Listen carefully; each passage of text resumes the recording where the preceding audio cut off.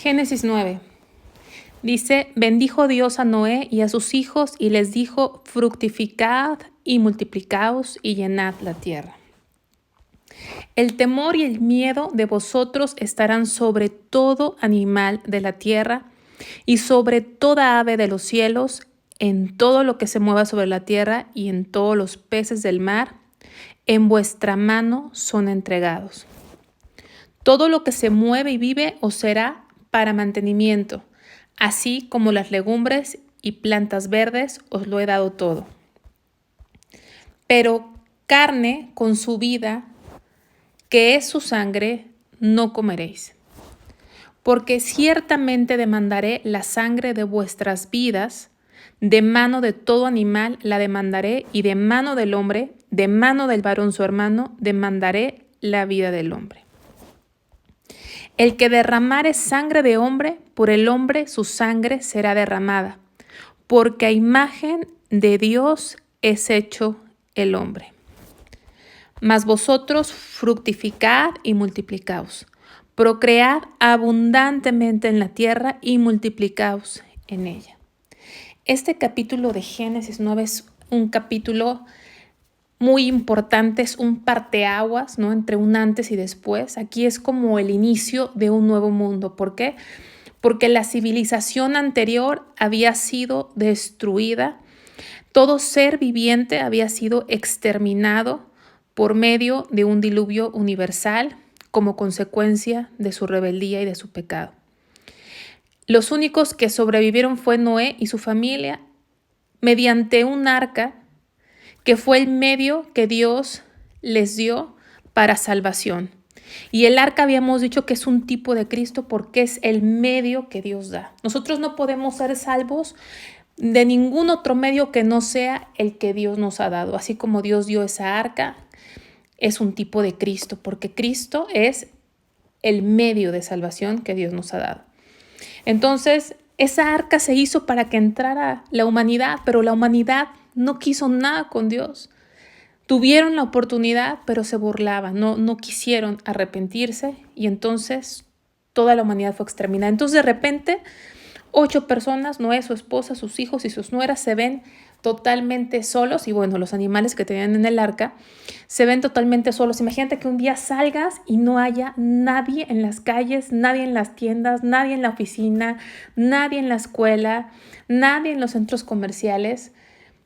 Algo así estaba viviendo la familia de Noé. Se bajaron de esa arca y no había ser humano ni ser vivo fuera de los que se habían resguardado en esa arca. Entonces fue algo impresionante y es el inicio de un nuevo mundo. Pero este nuevo mundo va a tener ciertos contrastes con el mundo anterior.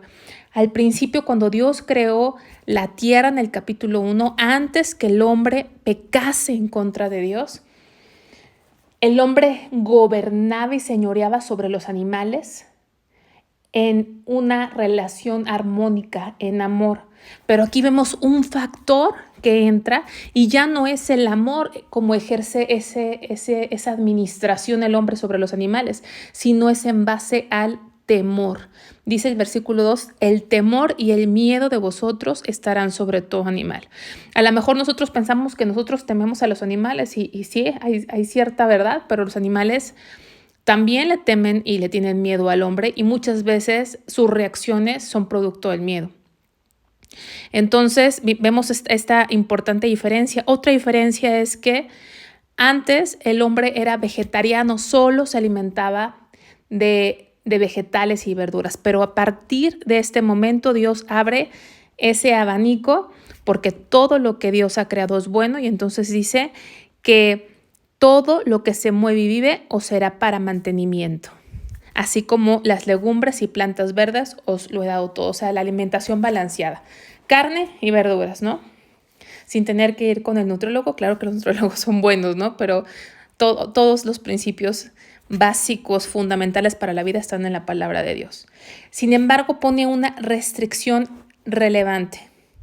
Pero carne con su vida. ¿Y qué es la vida? La sangre. La sangre representa la vida. Eso está prohibido comer. Y Dios lo reitera en el Nuevo Testamento. Podemos comer carne, pero no sangre, o sea, no moronga, no morcilla, no sangre. ¿Por qué? Porque la Biblia nos enseña que sin derramamiento de sangre no hay expiación de pecados. ¿Qué quiere decir? Desde el principio, si recuerdas conmigo, cuando el hombre y la mujer pecaron, que se taparon de esas hojas de higuera, era una forma de cubrirse en sus fuerzas, de acuerdo a lo que se les ocurrió a ellos, pero no fue lo que Dios estableció. No servía eso, porque tú no puedes cubrir tu pecado en tus fuerzas, sino Dios proveyó cómo se tenían que cubrir y era con pieles de un animal. Y para que ese animal se hubiera podido usar sus pieles, tuvo que haber muerte. Entonces se tuvo que sacrificar un animal y cuando se sacrifica un animal se derrama sangre, lo cual nos enseña un principio que la paga del pecado es muerte, es decir, el pecado es tan horrible para Dios que merece ser castigado con la muerte. Entonces, cuando tú o en el sistema de sacrificios que Dios estableció en el Antiguo Testamento, se mataba una víctima que era un animal, que un animal es inocente, no tiene la conciencia para hacer lo bueno o lo malo como lo tenemos el hombre y la mujer, se sacrifica, esa sangre representa la vida de ese animal. Es decir, lo que está sucediendo es que el animal se está haciendo muerto y Dios está aceptando la sangre de ese animal en lugar de la del pecador. O sea, Dios está aceptando que una vida sea puesta por otra. ¿Y a qué apunta?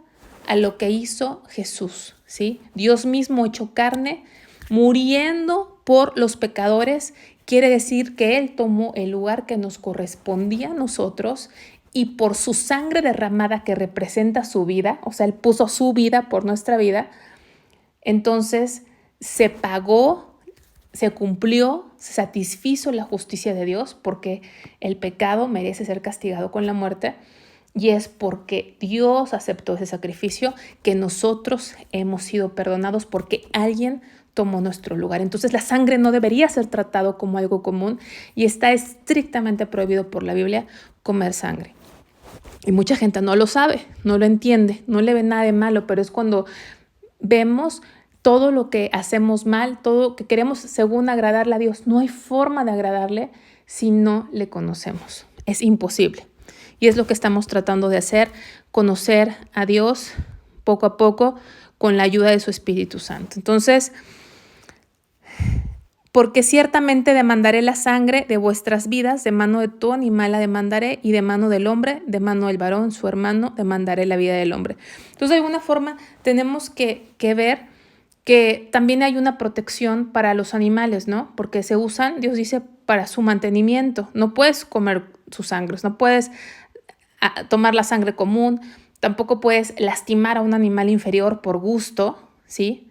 Como vemos ahora las corridas de toros, las peleas de gallos y cuántos animales como los delfines, las ballenas, mucha gente los mata por algunas veces por tradición, por entretenimiento, por la adrenalina de hacer daño, de tal manera que el hombre es el peor depredador que existe. Acabamos con todo y por eso el gobierno y los gobiernos mundiales han tenido que poner leyes para proteger a los animales y nos toca ver, yo creo que a todos en las calles, que a veces hay animales mutilados, perros que han sido lastimados, violados por la crueldad del hombre. Entonces Dios protege a sus criaturas, a Dios le importa a sus criaturas y aquí lo vemos, ese es el carácter de Dios, ¿no?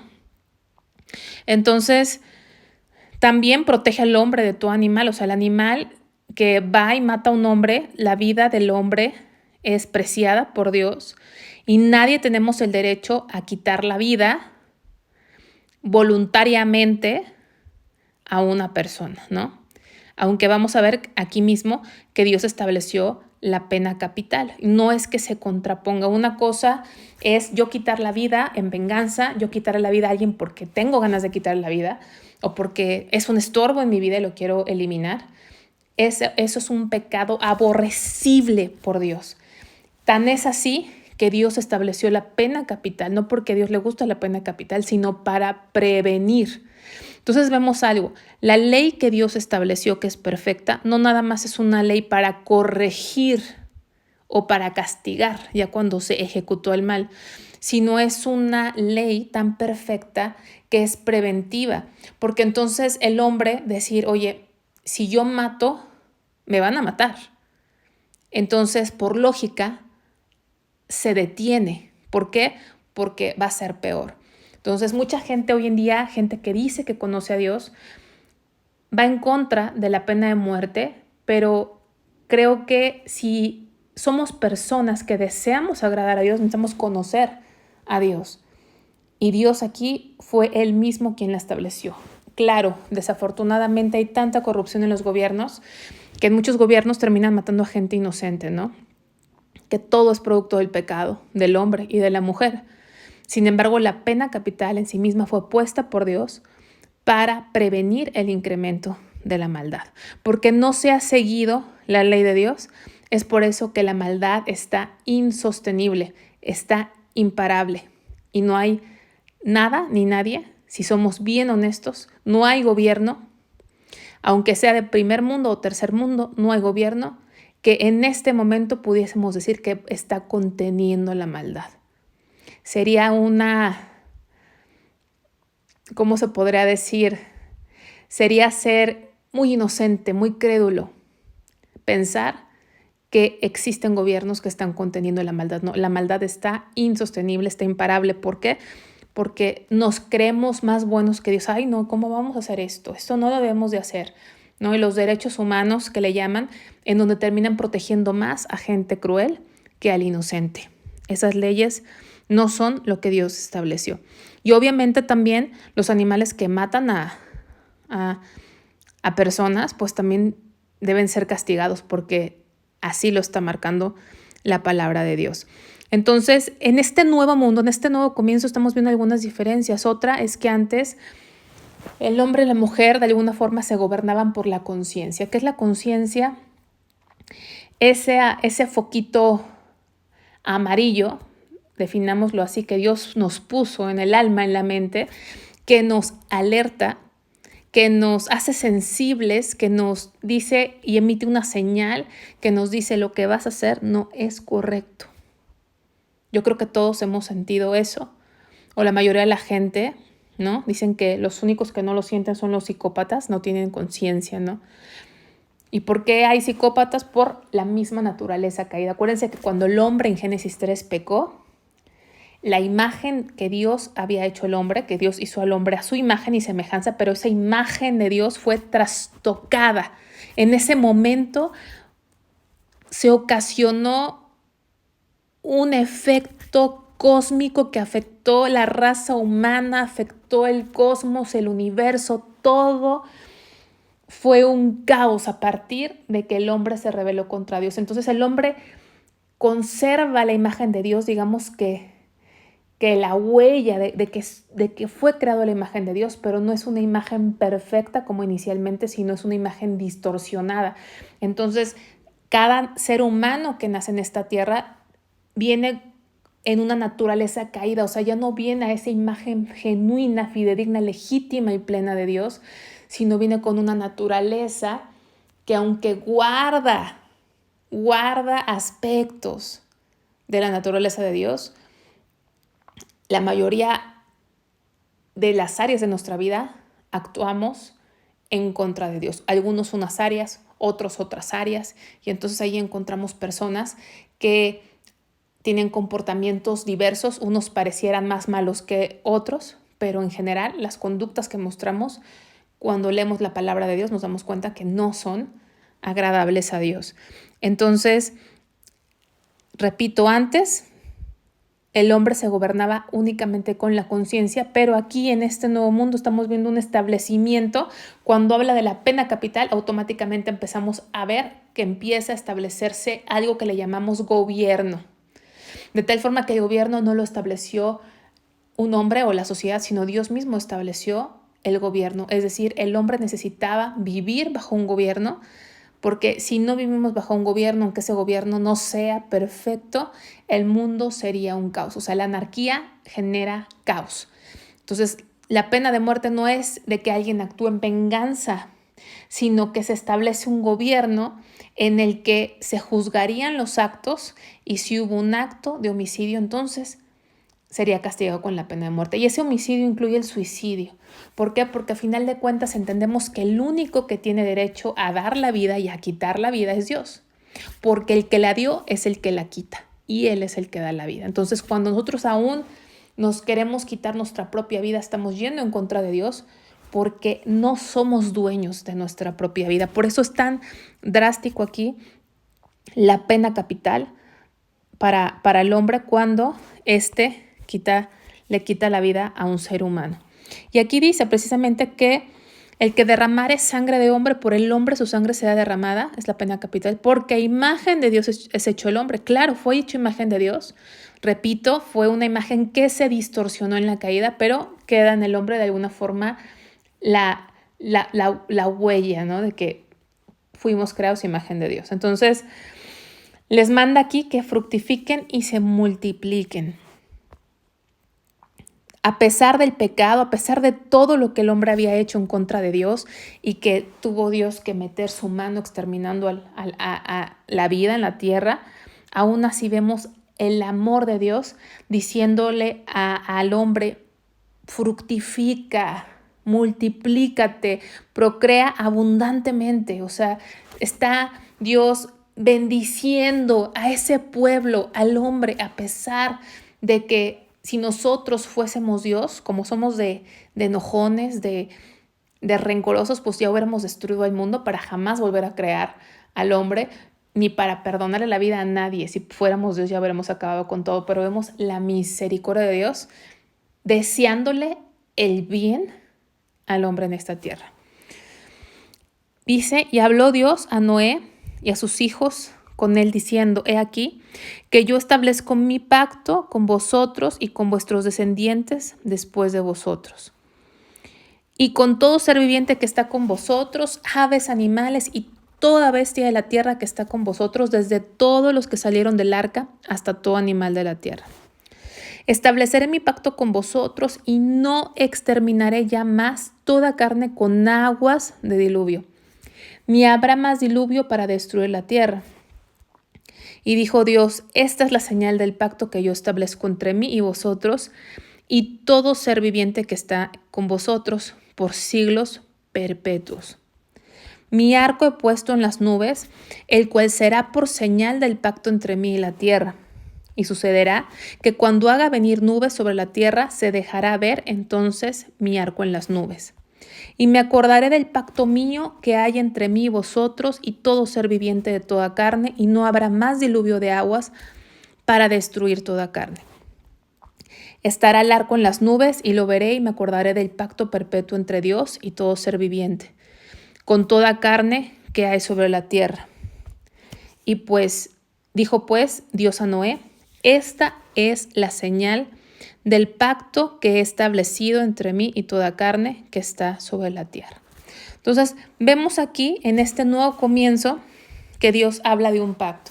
Un pacto que no hace con el hombre, sino los pactos de Dios son consigo mismo. ¿Por qué? Porque los hombres somos tan débiles, somos tan desleales, somos tan cambiantes y simplemente somos temporales en esta tierra. Entonces, el pacto es consigo mismo. Nosotros no podríamos tener la capacidad de permanecer en un pacto a Dios, pero Él por sí mismo, por amor a su nombre, en su misericordia, establece este pacto de amor. Quiere decir, yo tuve que exterminar a la tierra porque el pecado superó todo límite, pero a la vez hubo misericordia porque no acabó con todo hombre, sino dejó a un remanente que fue la familia de Noé para continuar su plan de redención, que es de lo que trata la palabra de Dios, de cómo Dios creó al hombre con el propósito de tener una relación íntima con Él, para que el hombre y la mujer disfrutáramos lo único que vale la pena disfrutar, que es una relación con Dios, pero nos rebelamos contra Dios y a pesar de eso Dios restaura todas las cosas y eso es lo que lleva a cabo en el transcurso de la historia humana, restaurando todas las cosas, poniendo todas las cosas en su lugar para que lo que nosotros perdimos al revelarnos a Dios lo pudiésemos recuperar en el momento en que Dios mismo tiene que tomar forma de hombre y venir a pagar por nuestros pecados para restaurar la relación a la que Dios nos llamó.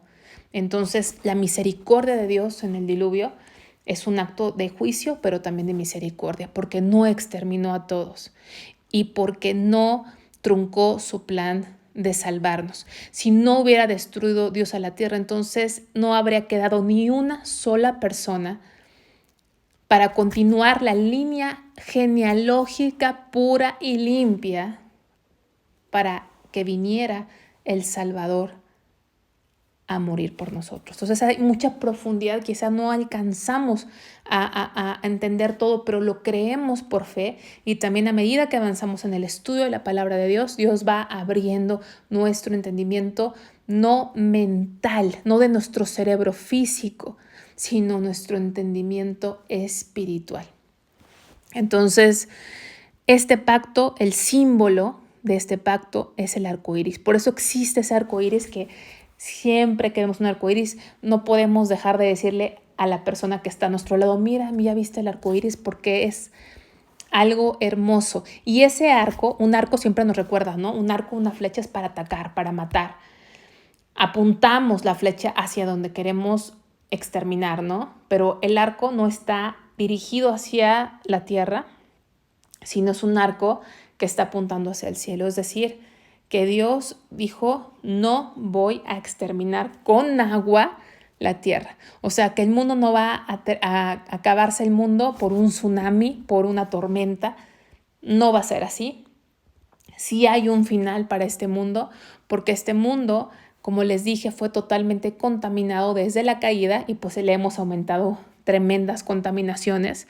La misma naturaleza y los estudiosos nos dicen que este mundo no puede ya más, está demasiado afectado y lastimado por el hombre. Entonces, sí, la Biblia nos enseña a medida que avancemos que este mundo va a tener un fin, pero no va a ser un fin como con agua, ¿no?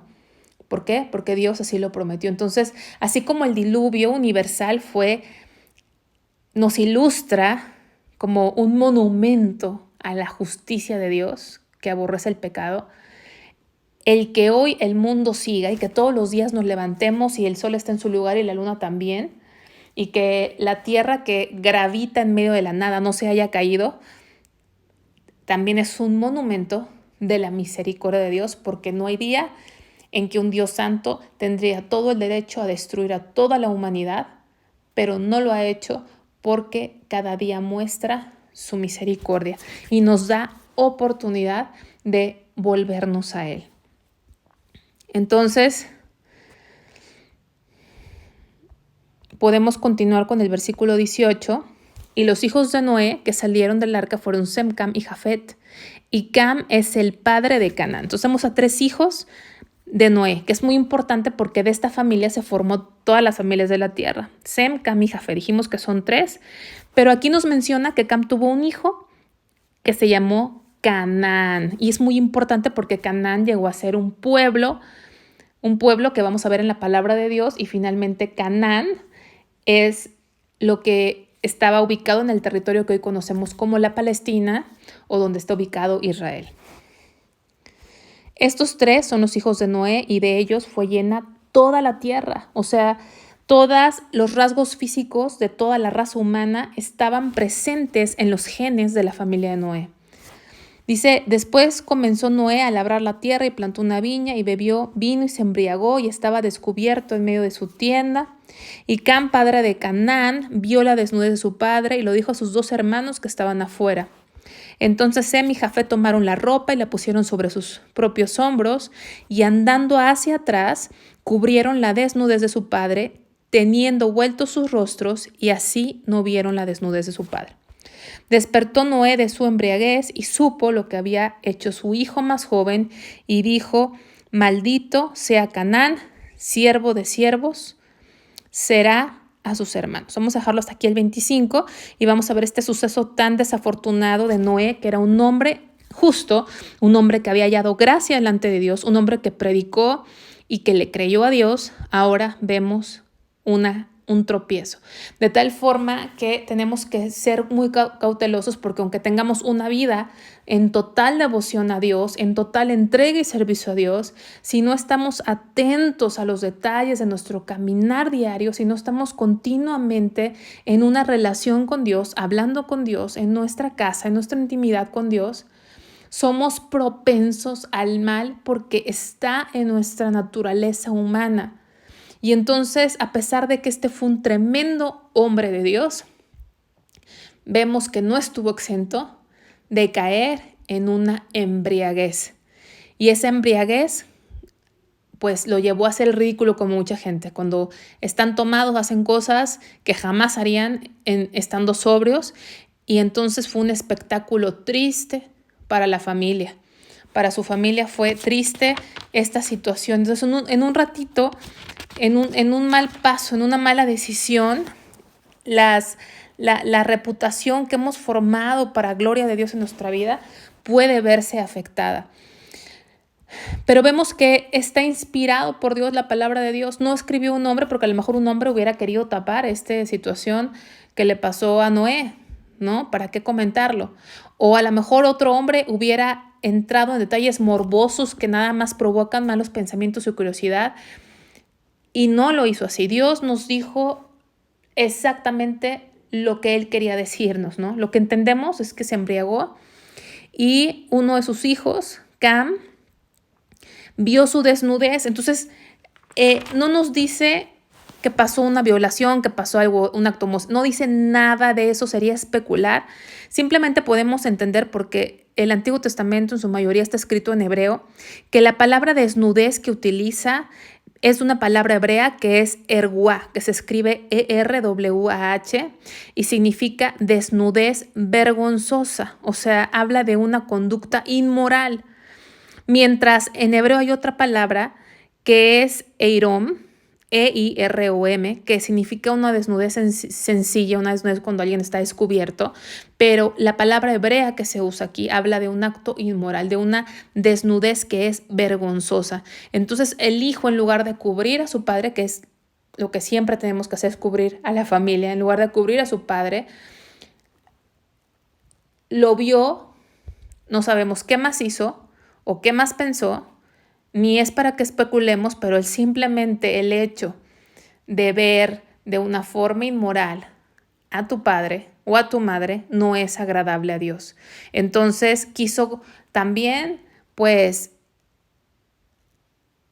compartirle sus pensamientos, su burla o cualquier sentimiento inmoral que había en él a sus hermanos. Y sus hermanos no fueron partícipes y lo que hicieron fue voltearse para no ver a su padre, cubrirlo, y eso fue agradable a Dios. Pero sin embargo, cuando Noé supo esta historia de lo que había sucedido, pues emitió una maldición. Ahora la maldición no le emitió a Cam, el hijo, sino al nieto Canaán. ¿Por qué? Pues no lo sabemos. Probablemente hubo una participación del nieto, porque Dios dice que los hijos no van a pagar por los pecados de los padres. Tuvo que haber pasado algo que no necesitamos saber, porque ya cuando empezamos a dar explicaciones de nuestra lógica, nuestras conclusiones, ahí ya estamos un poquito en peligro de desviarnos. Por alguna razón que Dios sabe, quizá por un involucramiento en esta situación penosa, que sucedió, pues el nieto fue maldito, Canaán, ¿sí? Y lo hizo siervo de siervos. Pero aquí vemos que bendijo, dijo más, bendito por Jehová mi Dios sea Sem y sea Canaán su siervo. De Sem viene toda la nación judía. Por eso se les llama, a los que no aman a los judíos, a los que aborrecen a los judíos, se les llama antisemitas. ¿Por qué? Porque los judíos vienen de Sem, un hijo de Noé. ¿Y por qué son bendecidos? Porque imagínense que de ellos vino Jesucristo, vino Jesús, el Salvador del mundo. Y también sabemos que donde hay judíos, a pesar de todas las circunstancias y sufrimiento que han tenido, a pesar de que han sido esparcidos por todo el mundo, donde hay colonias de judíos, sabemos todos automáticamente que hay prosperidad. Entonces, dice 27, engrandezca a Dios a Jafet, el tercer hijo de Noé, y habite en las tiendas de Sem y sea Canaán su siervo. Entonces terminó Canaán como siervo de siervos de sus hermanos, Sem como una bendición especial, de ahí vino el Salvador, y Jafet, que son los gentiles, o sea, los que no son semitas, los que no son judíos. Desde aquí está Dios profetizando que la salvación que vino de los judíos, para los judíos, no se quedaría en los judíos solamente, sino se extendería a los gentiles. Pareciera un trabalenguas, pero los gentiles en la Biblia son todos aquellos seres humanos que no son judíos. Entonces, cuando dice Jafet va a habitar en las tiendas de Sem, o sea, va a participar de las bendiciones que disfruta Sem. ¿Y de qué bendición disfruta Sem? De la salvación a través de Jesucristo. Entonces, desde aquí se está prometiendo la salvación a la humanidad, no exclusivamente para los judíos. Y vivió Noé después del diluvio 350 años, y fueron todos los días de Noé 950 años, y murió. Como todo hombre y mujer que nace en la tierra, muere. ¿Por qué? Porque en el momento en que el hombre pecó, no solamente vino la muerte física, no solamente la muerte espiritual, que fue una separación de Dios, sino vino una muerte espiritual. ¿Con qué nos podemos quedar hoy? Pues podemos a lo mejor quedarnos con una meditación de Eclesiastés. Vamos al libro de Eclesiastés, ya lo estoy pasando por aquí. Eclesiastés, capítulo 10, versículo 1. Dice, las moscas muertas hacen heder y dar mal olor el perfume del perfumista, así una pequeña locura al que es estimado como sabio y honorable. Así como puedes tener un perfume carísimo que huele riquísimo, si ves una mosca, ya te dio asco, ya se echó a perder. Si hay moscas muertas, una mosca muerta ya se volvió algo asqueroso. De la misma forma, una locura, una situación en la que caemos, afecta a aquel al que es estimado como sabio y honorable. Algo así le pasó a Noé. Entonces, una lección para todos, ¿no? Podemos tener una comunión con Dios, podemos estar sirviendo a Dios, pero el descuido en nuestra vida devocional puede ocasionar que caigamos en vergüenza y en desgracia. Estemos atentos a cada día pasar tiempo de calidad, de intimidad con Dios, porque es más importante que cualquier otra cosa que tú consideres importante.